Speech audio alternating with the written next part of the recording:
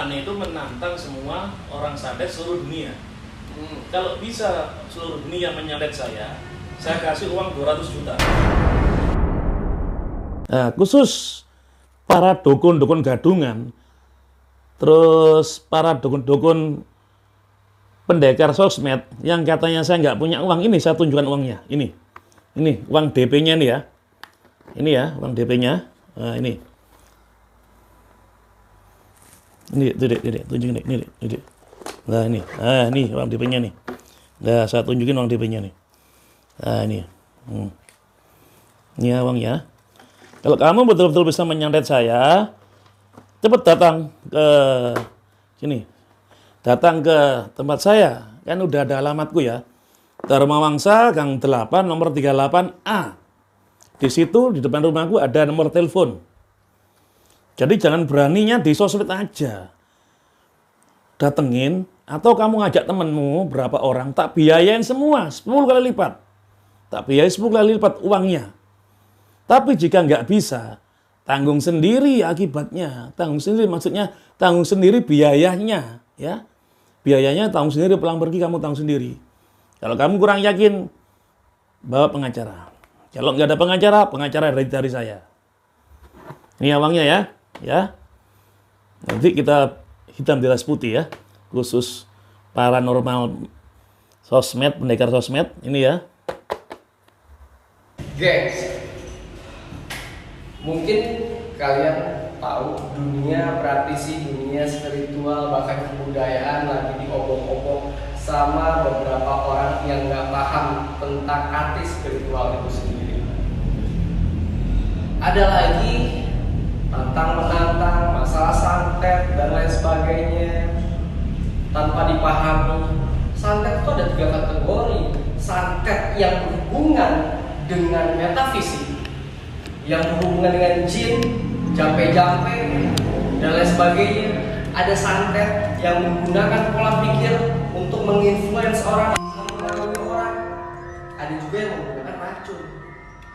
Nah, di sosial media ini banyak sekali cerita tentang tantang-menantang, apalagi rame masalah santet. Nah, kebetulan nih, saya dari tadi nyari Gus Metal, katanya ada.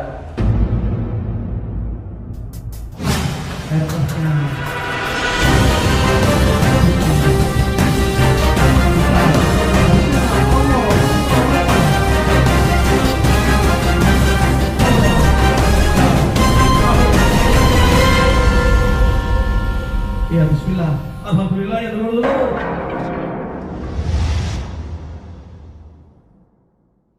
Kebetulan saat ini lagi ada deklarasi PPTMM. Nah, katanya ada Gus Metal. Saya pengen tahu nih, jelas. Karena beberapa video yang pernah saya lihat, videonya kontroversi. Satu sisi yang saya tahu, beliau juga seorang praktisi. Walaupun yang beliau mainkan itu masuk ke dalam ranah ekstrim. Dulu beberapa tahun yang lalu saya pernah melihat beliau itu nyemprot baygon bahkan ke mulutnya. Nah, kalau dia sendiri nggak percaya dengan dunia supranatural, dengan dunia spiritual, kenapa dia harus nantang orang-orang yang memiliki kemampuan santet? Padahal kan sebenarnya kalau bisa berkolaborasi, artinya bukan berkolaborasi bukan tukang santetnya, tidak. Saya juga dengar dari mana tukang santet. Hanya aja oknum-oknum yang mengatasnamakan dukun santet itu seringkali mengancam orang atau mengintimidasi. Nah, maknanya itu seperti apa? Saya pengen tahu. Karena biar ada klarifikasi dan kejelasan suatu itu. Gitu. Jadi saya pengen temuin Gus Metal. Ini rame gitu. Karena memang lagi ada acara deklarasi. Udah, kita coba temuin ke atas.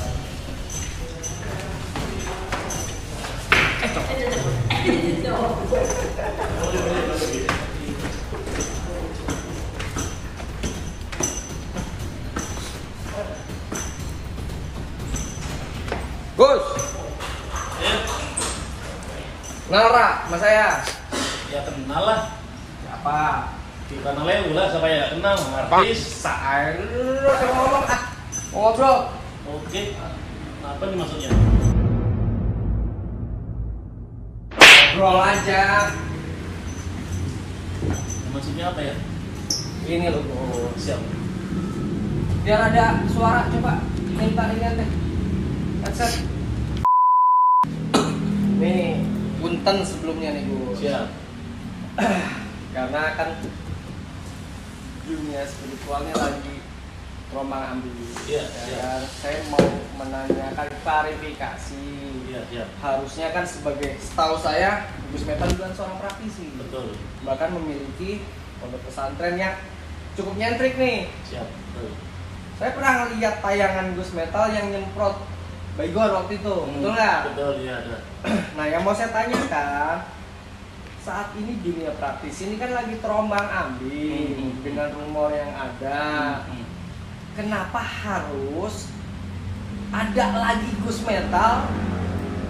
Kalau dulu sih mungkin ada kayak Bos Fafan, terus siapa lagi tuh. Cuman maksud saya ini kenapa harus buat video-video yang menimbulkan kontradiksi di sini? Nantang tukang santet dan lain sebagainya. Emang Gus Metal sendiri nggak percaya sama tukang santet? Mas santet lah dulu percaya, dulu sebelum aku lahir ada santet. Kalau sekarang sih nggak ada sih. Nah, yang setahu Gus Metal ini apa tentang santet emangnya?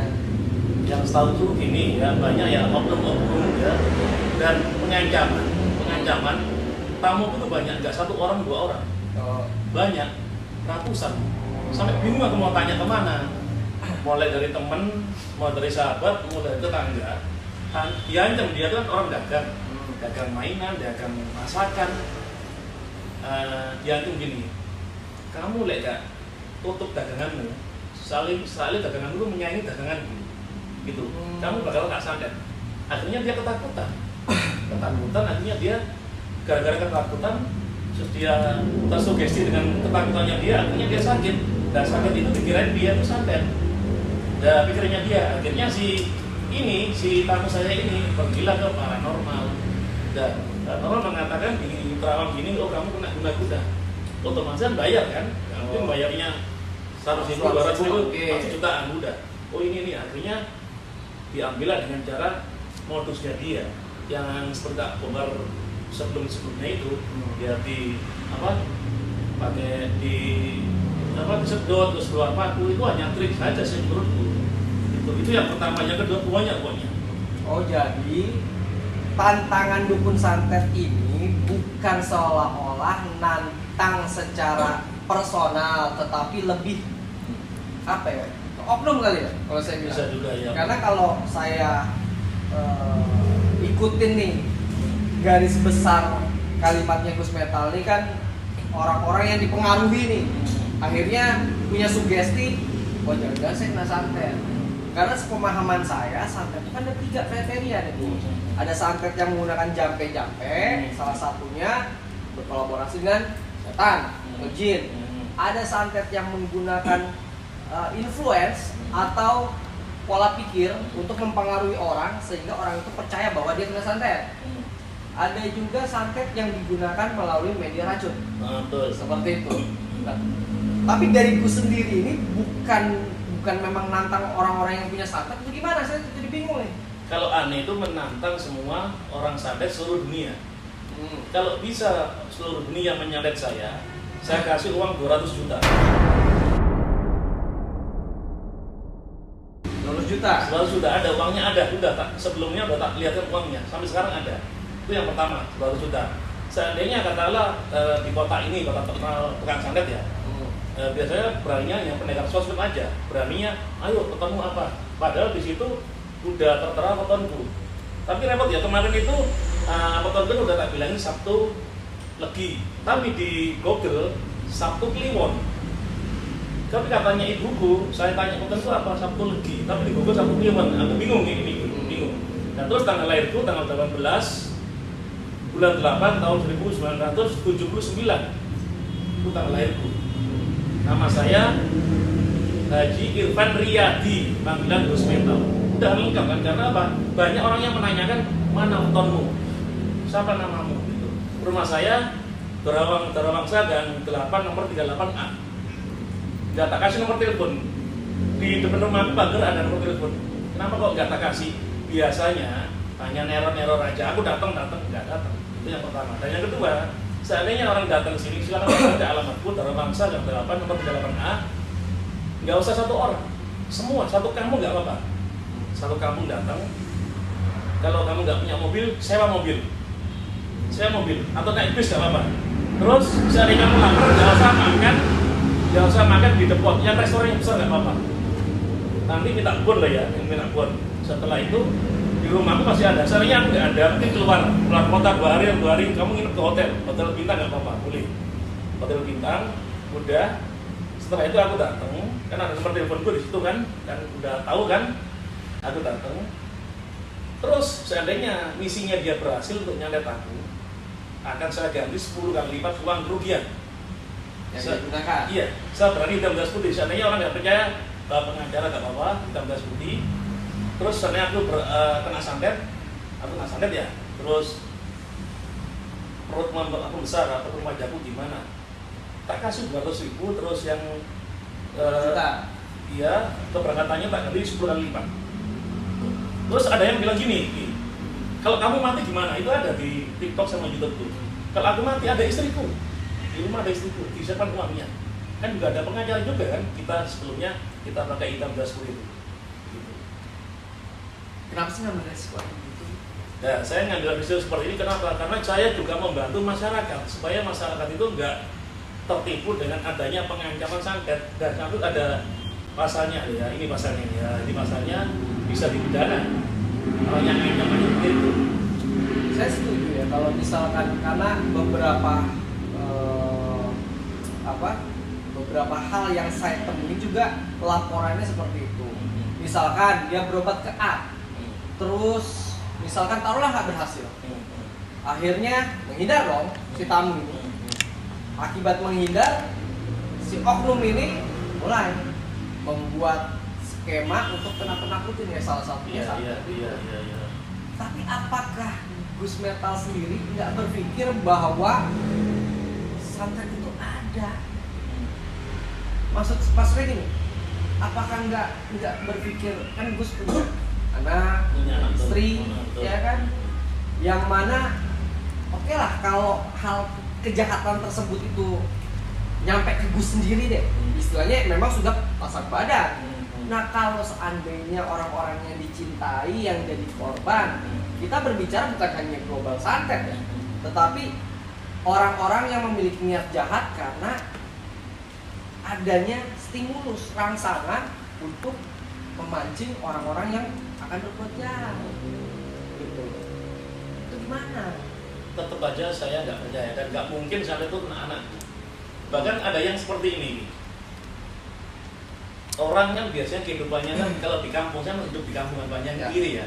Saya istilahnya mohon maaf sih, bukan pamer, punya mobil, orang iri pikiran saya punya pesugihan. Padahal enggak, saya hasil kerja beneran. Nah, terus rumahku itu tiap hari itu dilemparin sama tanah kuburan ataupun apa campur sama garam itu sering. Aku lihat sendiri, akhirnya aku pasang CCTV. Nanti ketahuan orang tak tegur, aku kalau ngelaporin bisa, tapi aku enggak. Aku bilang gini, kamu kenapa lemparin rumah kamu bakalan malah suka sendiri, kamu pasti dibohongin dukun, kamu suruh melempar ke rumahku, malah dia suka sendiri. Akhirnya kena karmanya dia kan, sampai dia sakit-sakitan. Itu sering seperti itu. Nah, seperti tadi saya sampaikan nih Gus, kalau saya sih orangnya gini ya, sebenarnya tidak mau ikut campur urusan orang lain selama orang lain itu tidak pernah musik saya. Tapi karena gini, ya walaupun saya kenal baru nih sama Gus Metal, tapi saya memiliki chemistry sendiri. Artinya seperti yang saya sampaikan, santet itu ada 3 kriteria. Oke lah, kita kesampingkan dulu orang yang memiliki kemampuan santet melalui guna-guna kolaborasi dengan setan. Kita kesampingkan dulu lah. Berarti kan ada santet yang berhubungan dengan hati. Betul, percaya. Dan ada santet yang berhubungan dengan influence atau mempengaruhi pola pikir manusia sehingga orang itu bisa kena. Iya, betul. Karena apa? Karena faktor pikirannya dia. Kita kesampingin dulu nih yang masalah menginfluence orang atau mempengaruhi pola pikir orang. Nah, yang kedua itu ada racun.